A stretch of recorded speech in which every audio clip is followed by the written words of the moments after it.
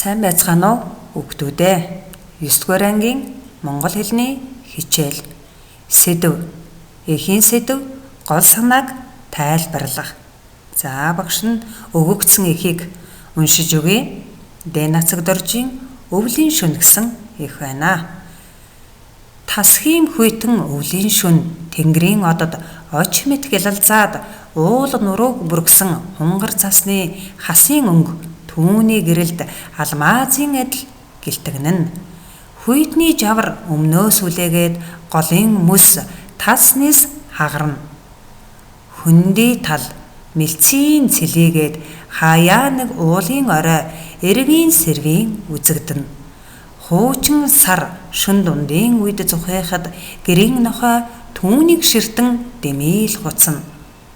Хөдөөний айлын гадуур нэгч үймэнгүй. Үхэр хон хаяа нэг хивж хөвтөн. Ийм нэг шөнийн гүнд холоос хідэн морины туурай түчгнэн хоёр хүн гадаа ирж морийг туршин гэрт оров. Удалгүй эхнэр л хам босч өрг татан гал түлж цай халаана.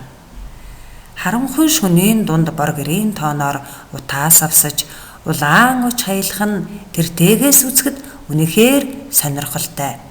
Даруй үүрийн цолмон цэмцийн гарч ирэхэд адуу мансан хоёр хар хүн мордон уурах чирэн давхиж одвоо. За энэхийг хүүхдүүдээ 2-3 удаа сонсоод дараах дасгал даалгавруудыг хийж гүйцэтгээрэй.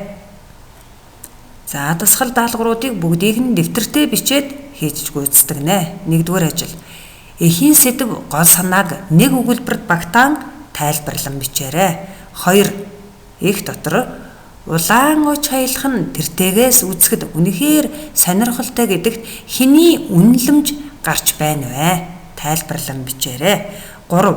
Эхэд байгаа ийм нэг гэсэн төлөөлөх утгат холбоос юуг төлөөлсөн байна вэ? 4. Дараах өгүүлбэрийн цөм бүтцийг гаргаад гишүүдээр зурж тэмдэглэ. За өгүүлбэрийг уншиж өгье багш нь. Шинэтгэл сар шөн дундын үед зүхайхад гэрийн нохой түүнийг ширтэн дэмийл хуцсан. За энэ өгүүлбэрийг ажиллах нь байна. 5. Эхээс чөлөөт бус холбоо үгийг түүж бичээрэй. 6. Шагнуулж хаад гэдэг үгийг үгийн бүтцээр задлаарай. За эдгээр дасгал даалгавруудыг хийж гүйцэтгсэний дараа өөрийгөө сориорой.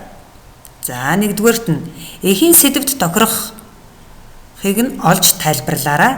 За эхийн сэдвт аль сэдв нь илүү ойртож очих нь вэ гэдгийг ажиглах нь байна.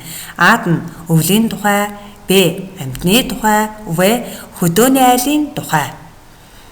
За гол санааг илэрхийлсэн өгүүлбэрийг олоорой. Өвлийн шүн адуу манаж буй идэр залуугийн тухай. Б. Эхнэр л хам өглөө босч цай халаана. В. Адуу мансан хоёр хар хүн үүр цайхад уурах чирэн одов. 3-р дасгал улаан уч хаялах нь нэртэйгээс үзэхэд үнэхээр сонирхолтой гэдэг хэний үнэлэмж гарч байна вэ? Яагаад гэдгийг учрыг тайлбарлаарай. А-д нь зохиолчийн үнэлэмж, Б-д нь залуугийн үнэлэмж. За 4-р ажил.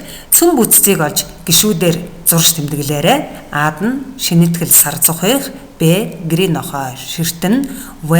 Нохой ширтэн хуцсан, Г. Сар зохиоход нохой түүнийг ширтэн хуцсан.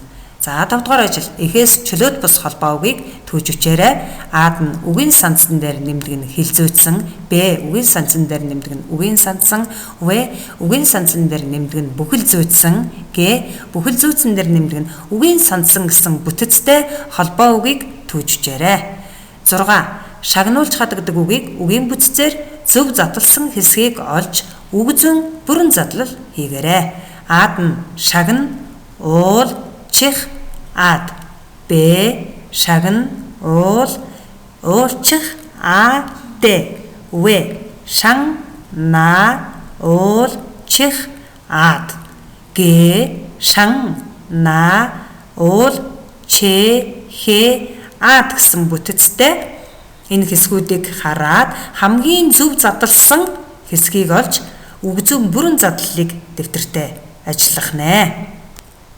За ингээд эдгээр даалгавруудаа хийж гүйцэтгсэний дараа багшдаа даалгаврыг дараах хаягаар ирүүлэх нь байна.